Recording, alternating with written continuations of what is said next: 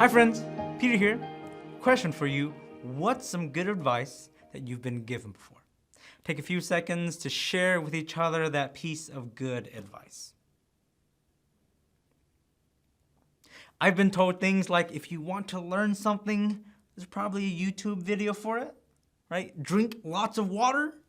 If you need a quick answer to something, just Google it, or now, right, you can ask ChatGPT. And another one, not everything you find on the internet is also true. Another one is be prepared. And a classic one you've probably heard before, if you teach a man to fish, you feed him for a day. If you feed him to the fishes, then he'll never be hungry again. Wait, was that one right? I don't know. Okay, anyways, we get advice all the time.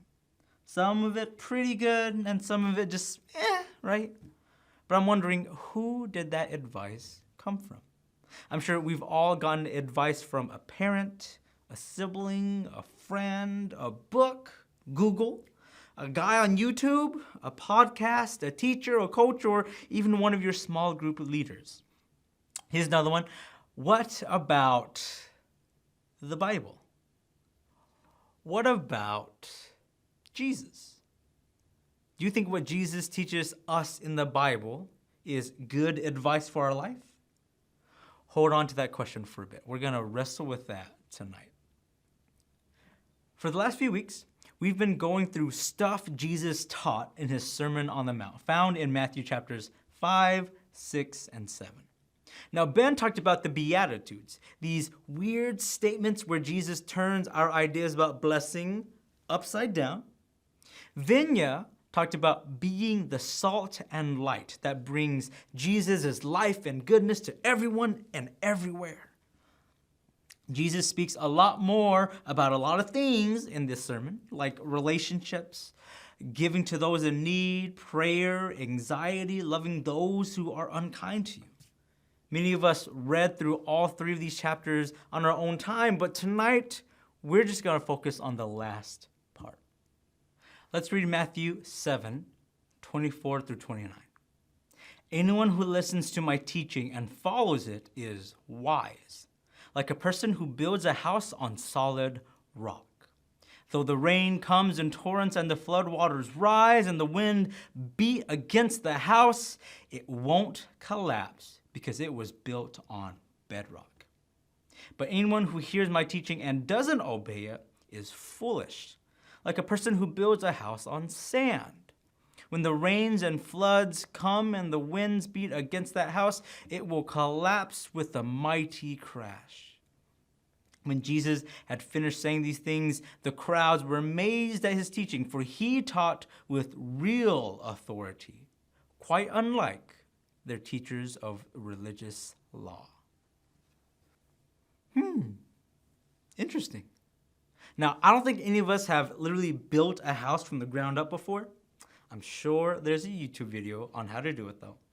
But Jesus' point is that if we build our houses, right, and here's me, and hear me, I'm the stormtrooper, and this is Jesus.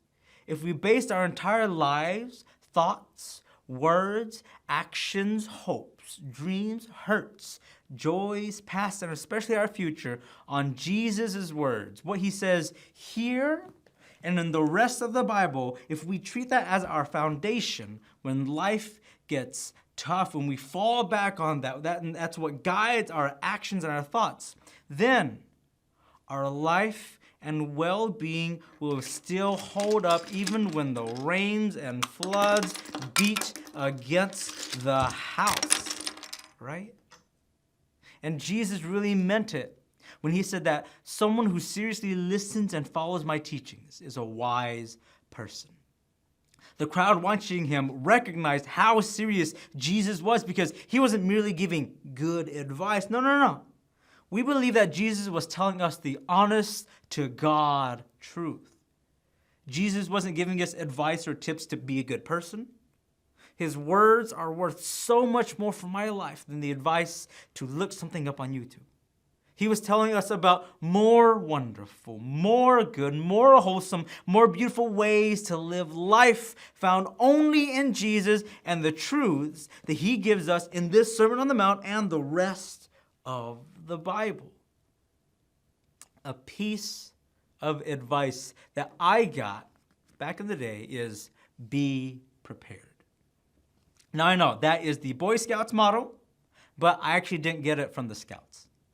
I learned the advice, always be prepared, from never being prepared. I remember there were tons of times where I'm out and about and then I'm like, oh man, if I just had this thing, if I just had it. So I've learned how to always be prepared. For example, always have my corn ready, right? Snacks. Let's see what else. Glasses, right? My eye drops. I have lotion. I've got a charger. I've got some Tylenol, right? When I need that.